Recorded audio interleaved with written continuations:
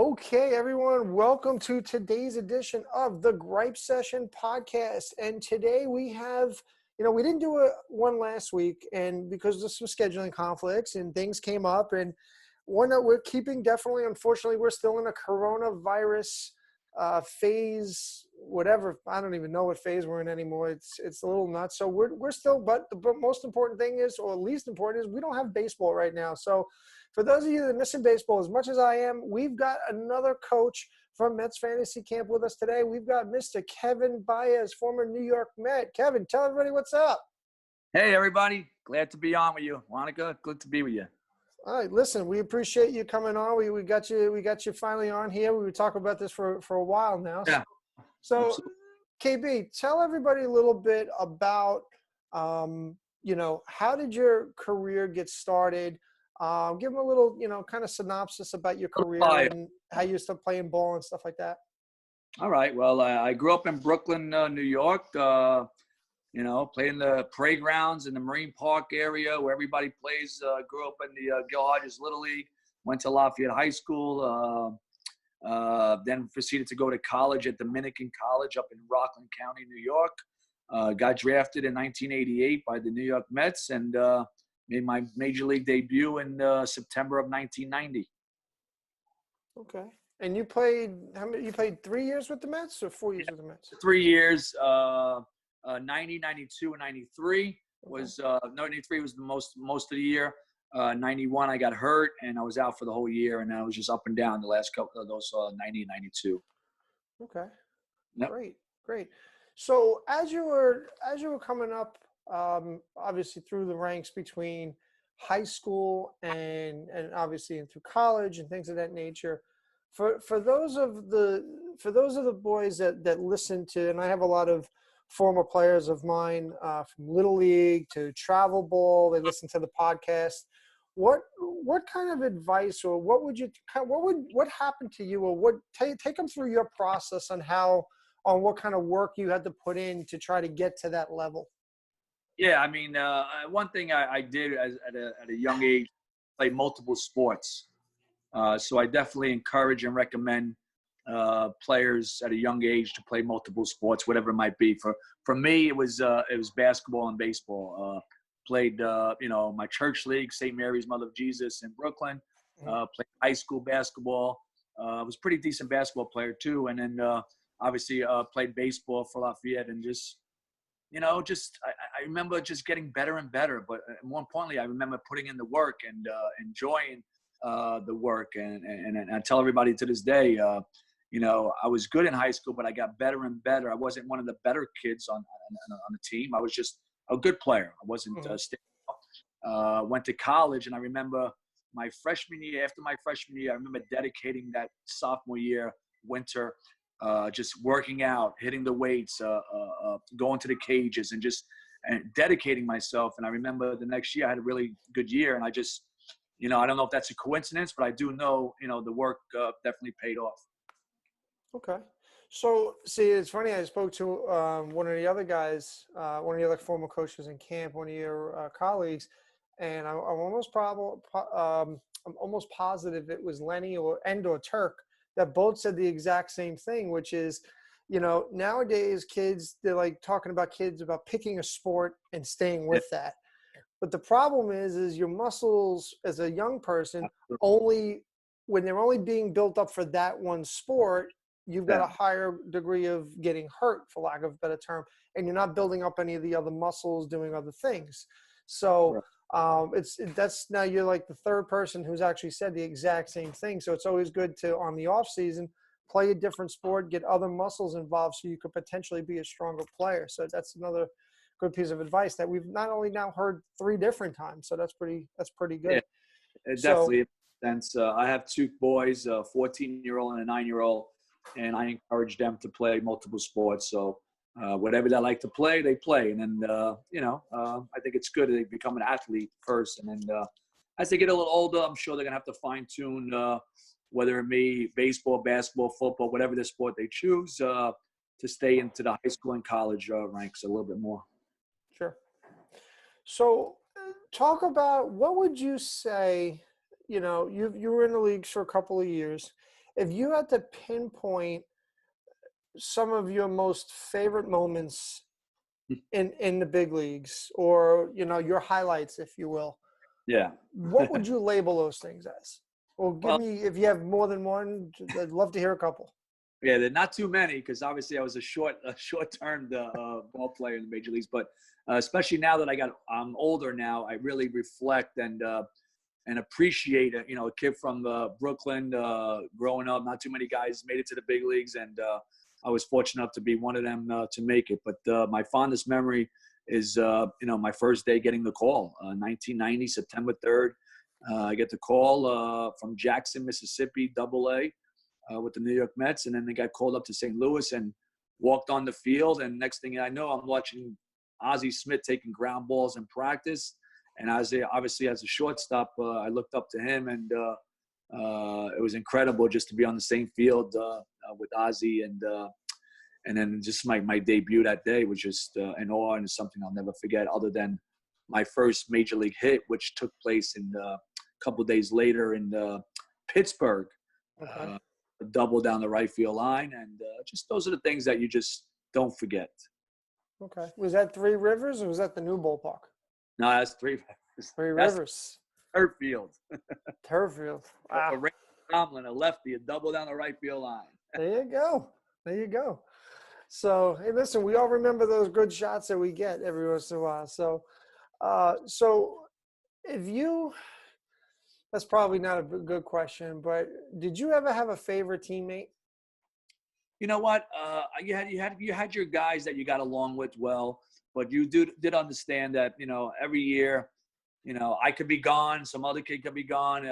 You just try to be the best possible teammate you can. But to answer your question, the couple of guys that came to my wedding were Eric Hillman, Pete Shurik, Todd Hundley, and Johnny Franco. So a couple of guys I invited, but they couldn't make it. So, but you become close, and you build friendships and long-term friendships. That's one of the things that, talking about the Mets fantasy camp, it's great to go there and see some of your ex-teammates and even some of the other guys that you looked up to in the 69 Mets and 86 Mets.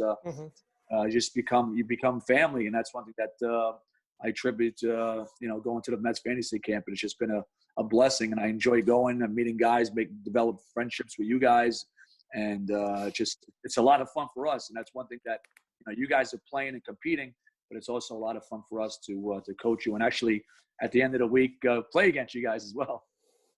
I still haven't played against you guys yet, so I'm a little. 2 years I've been there, and I still haven't done that yet. So, but must be maybe you're the jinx. I don't know. I it must be. I think that's actually we actually refer to that as the Wanaka jinx nowadays. But but that being said, and it's funny. Pete Shurik was my first coach with Tank last year. So I love Pete. We're gonna try to see if I can get Pete on this podcast as well. Super guy, super talented guy, athletic, and a super teammate. Yeah, he's awesome. So it's funny you talked about Mets fantasy camp, which is actually a perfect segue, kind of right into the conversation that I pretty much talked to every coach from fantasy camp and every person that's come on this, from Doc to Mookie and Tank and Turk and a bunch of the other guys already. So being as somebody who's obviously done the boyhood dream, right? You've reached the major leagues, you reached the pinnacle. Even though you were there for a short time, 3 years, but you got there, which a lot of us, basically none of us have ever gotten there.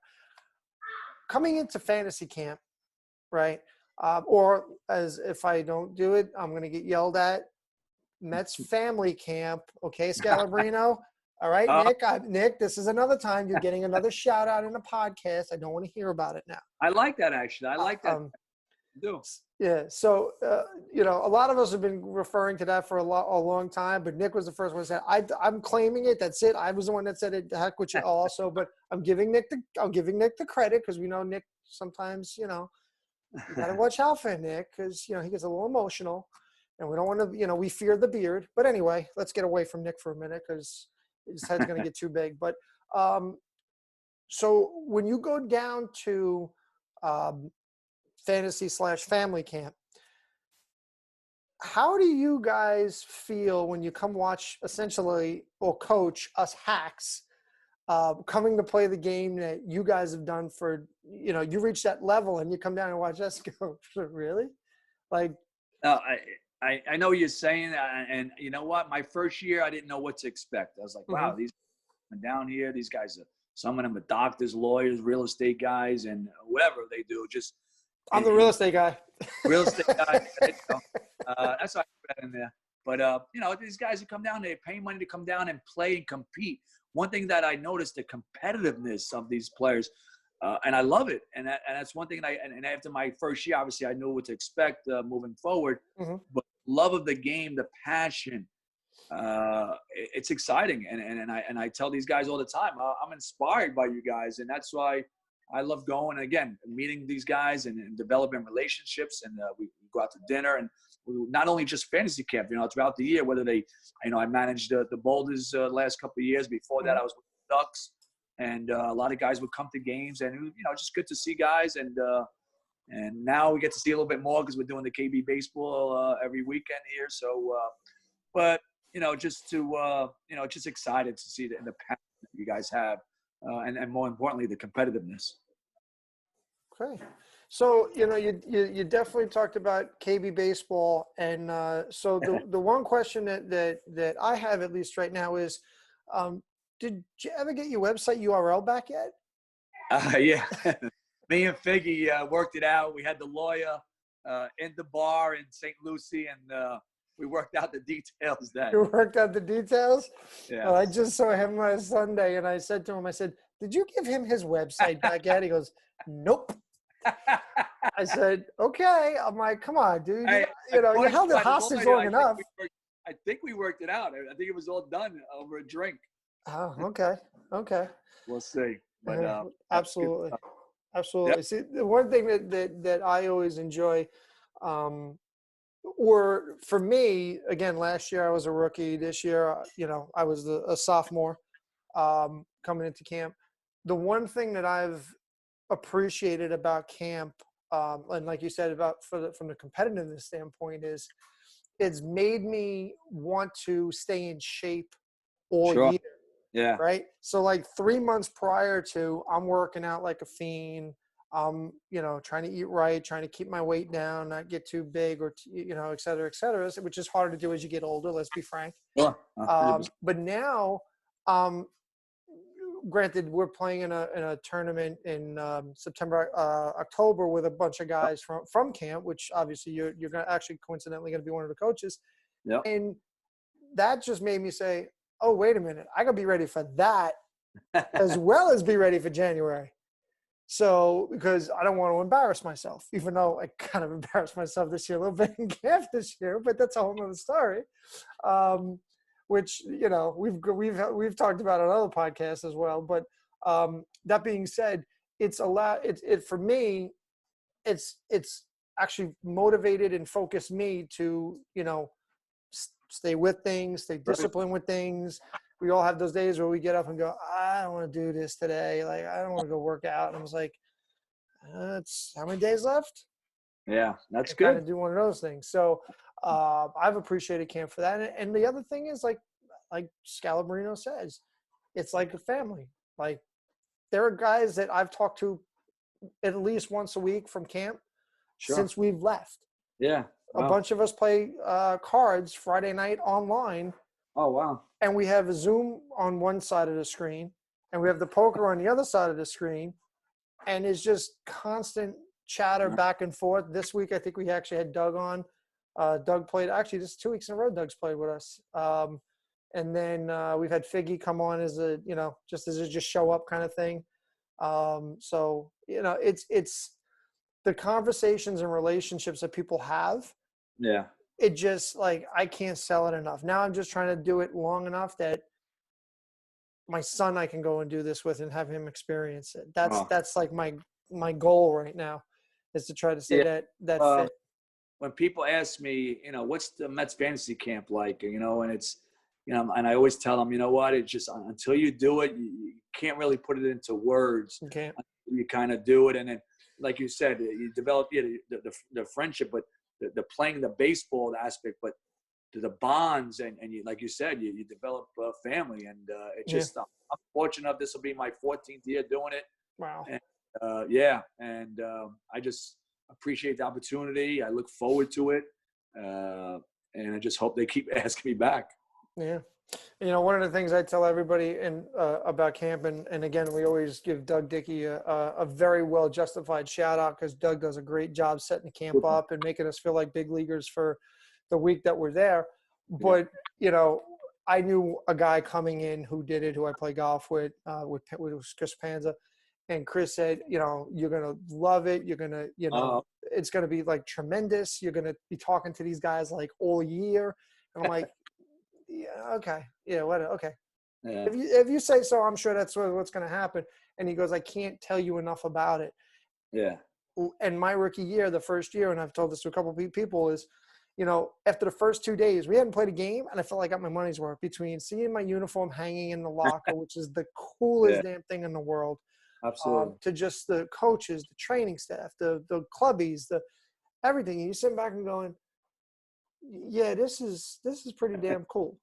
It is. You know, so, you know, shout out to Doug Dickey again. So, you know, hopefully we'll have another camp in January. We got our fingers crossed, because we don't know what's going on with this virus, but hopefully everything works out. What are you doing with yourself right now, KB? I mean, I know we all know you got KB baseball. So what besides KB baseball? Well, right now, the Boulders, which is an independent team, which I managed last year and was going to manage again this year. It's an independent team in the Frontier League. Obviously, we're on hold. Everybody's on hold.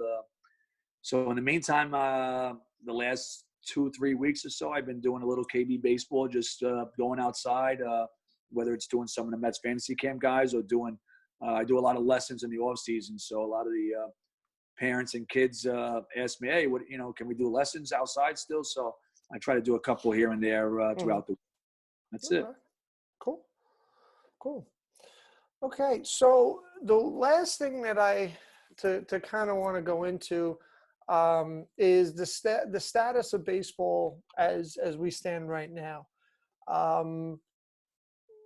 What are your obviously we're later obviously now in the virus, and some of the other guests of this podcast, so, you know, nobody was sure if they were going to go down to Arizona. They weren't sure if they were going to come up back to their stadiums. Obviously now we know, for the most part, the minor leagues are, from what everybody understands, is pretty much shut down. Where do you think, you know, baseball is? Because we've been hearing proposals back and forth. What do you think our shot is for baseball this year? I wish I had a crystal ball. I'm an optimist. So I'm hoping that they play. We need baseball in some capacity.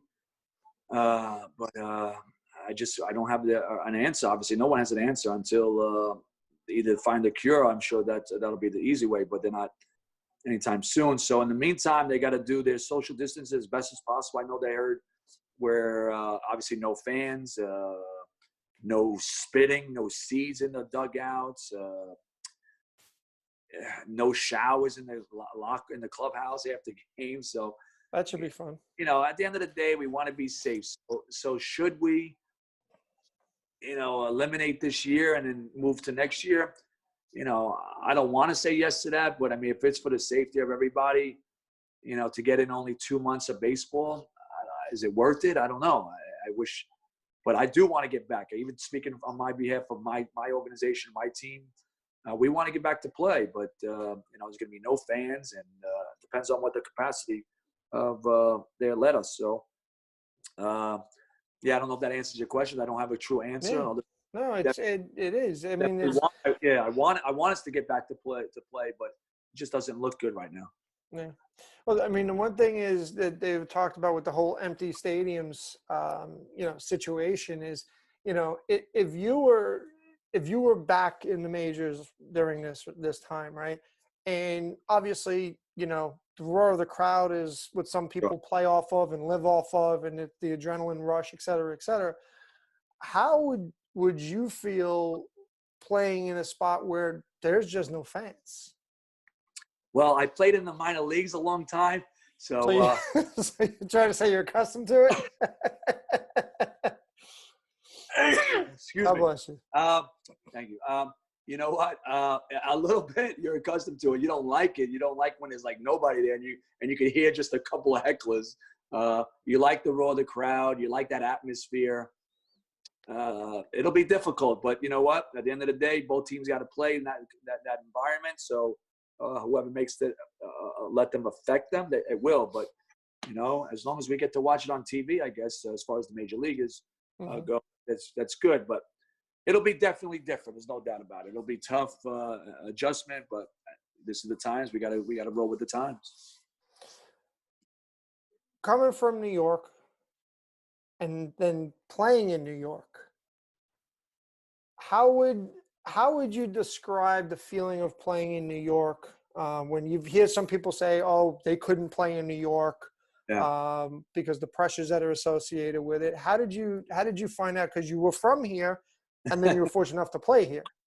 Yeah, I knew already what I was getting into, but I grew up a Met fan. Actually, grew up both, but a New Yorker basically, and I grew up a Met fan. So to get drafted by the Mets and get to the big leagues as a New York Met, and play in Shea Stadium, and but I also know that no matter who you are or where you come from, yeah, when New York they want me to do well, but I got booed. I got whatever. It's just part of they're passionate fans. They love it. They want you to do well. As long as you play the game the right way and hustle, I think they respect that. But obviously, they want you to do well. But when you don't, if you do something that they don't like, they're gonna let you know. And that's just the passion is just incredible. And I played a lot of places, and there's no place like New York. Great. So the last question, and again, we appreciate you for coming on today, KB. The last question I have for you is the same question that I ask every person, whether they're a baseball player or whether they're not a baseball player, when they come on to the Gripe Session podcast.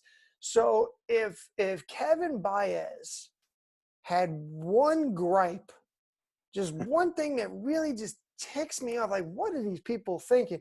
And it doesn't have to be baseball related. It could be you go to the bagel store and the guy takes forever to get your order right, or he's given a debit card for a $2 item. Give him $2 cash. You don't have $2 cash. Who doesn't work out with that?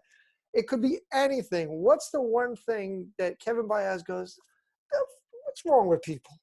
I know maybe it's a New York thing. I get a gripe when people are just not nice. They don't have patience, and they're just disrespectful. And sometimes, like you said, you brought up a good point. I was online the other day, and this guy was just getting frustrated because it was taking a longer time. And I seen him. I'm like, I just don't get that, especially nowadays. Just be patient, get along with one another. It's not that difficult. Thank you, you're welcome, little things like that. That gives me gripe that we don't do it as much as we should. Awesome. Well, again, KB, we definitely appreciate having you on today. Taking a little bit of your time during this this pandemic to come on, talk a little bit of baseball. Hopefully, people that listen to this will get at least a baseball fix, for lack of a better term. But we hopefully will get back to baseball sometime soon. And again, we thank you for coming on and sharing a couple minutes with us today. My pleasure, Wanaka. As everybody out there, stay healthy, stay safe, and hopefully we get back to baseball real soon. Let's go Mets. Let's go Mets. All right, we'll see you. See you. Bye-bye. Okay.